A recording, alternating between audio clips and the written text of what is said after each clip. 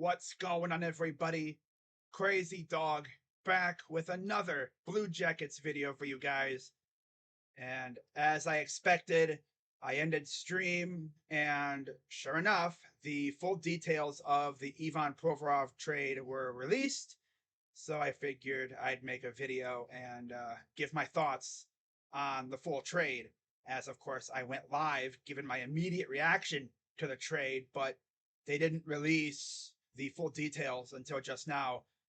As according to Frank Saravalli on Twitter, and I quote, trade details to CBJ, Ivan Provorov, and Kevin Connauton, who's more of a minor league guy.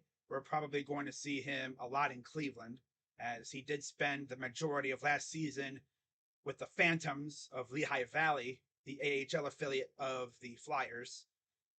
To the Flyers goes the 22nd overall pick in this year's draft. So the Kings pick. The Kings 2024 second round pick.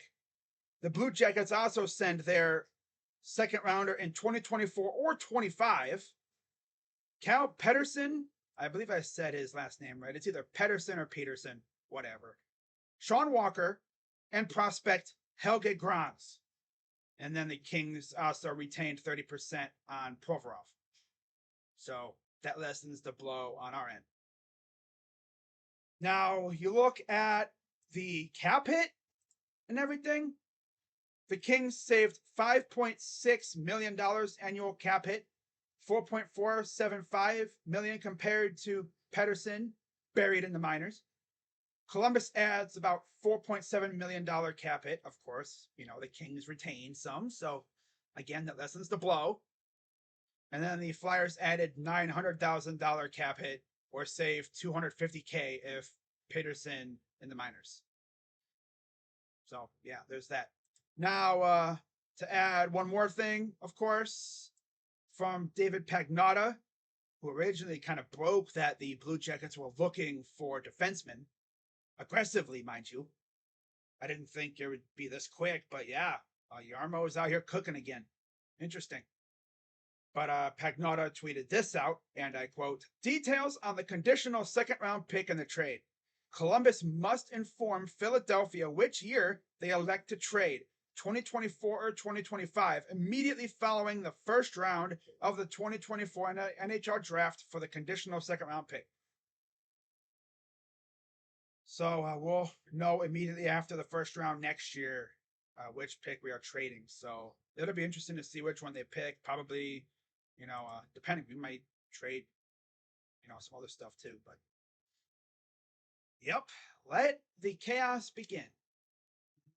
It'll be interesting to see what else Jarmo cooks up for us. Of course, Mike Babcock is coming in as the new coach, and I wonder what his philosophy is going to be. He's probably going to want to accelerate the rebuild. He's probably going to want to compete as early as maybe next season, not this upcoming season, but like next season. So 24, 25, I'm guessing. Yeah. I don't know about this upcoming season. He might even want to compete this upcoming season. We'll know a lot based off of how aggressive we are in free agency and in the trade market. I could see us being very active. Yeah, because again, Jarmo's ass is possibly on the line this year. If this backfires, if this fails, he's gone. Yeah, this could have possibly been his final coaching hire as GM of the Blue Jackets, because we ain't gonna tolerate this rebuilding crap.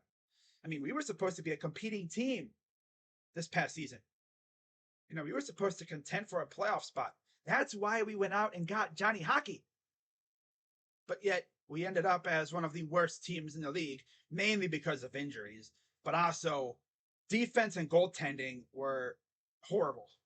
So it's pretty interesting to see them immediately address defense. And I want to see what they do in regards to goaltending, because right now, all we got is Elvis and Tarasov. What's their thoughts on Tarasov? Do they think he's ready to go?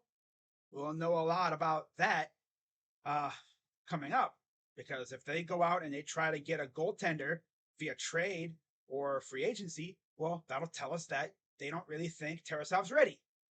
Because you got to have a backup tender to go behind, Merzlikins. Merzlikins is not going to play every single game. Heck no. And speaking of which, is Merzlikins even going to be back to his old self? Because these last 2 years, he was bad.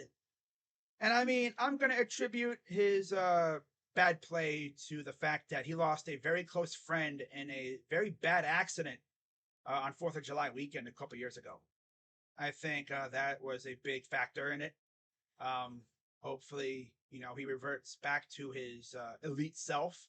Because I'm telling you, when he was good, he was damn good. He was one of the reasons why we were so good with Torts. Because the dude was a brick wall. He went from being a brick wall to Swiss cheese. I need him to go back to being that brick wall that we all know and love. Because if he reverts back to a brick wall and our defense steps up, we could be a very good team. Because this team can definitely score. But the problem was, we couldn't keep the damn puck out of our own net. I mean, you could score 8 goals a game, but then you'd give up 9 goals a game. That was our problem. Like, I can't tell you how many leads we blew last year. We could have a 3-0 lead after 2 periods, and by the end of the game, we'd lose 4-3. No lead was safe with this team. So things have got to change. Of course, they did get rid of the old goaltending coach, so we'll see who they bring in for that. But hopefully, they bring back old Elvis, because what we saw these last couple years was not it. It really wasn't. But we'll see what else they do. If I had to predict what else we do before the draft, I could see us maybe trading for a center. I was going to say Kevin Hayes, but it doesn't look like that's happening, being as we just traded with the Flyers and we gave them our Kings pick. And Kuznetsov, I don't think that's going to happen either. So it'll be interesting to see what we do there. I think if we do get a center, it could be in free agency or something. And then we'll see what we do with the goaltending situation. But yeah, if I hear of any updates, I'll be sure to let you guys know. But let me know what you think of the Provorov trade down in the comments down below. Do you like it? Do you hate it? Are you kind of indifferent? And also let me know what you think of the impending hire of Mike Babcock. Because funny thing is, I was originally just going to make a video giving my thoughts on the hire.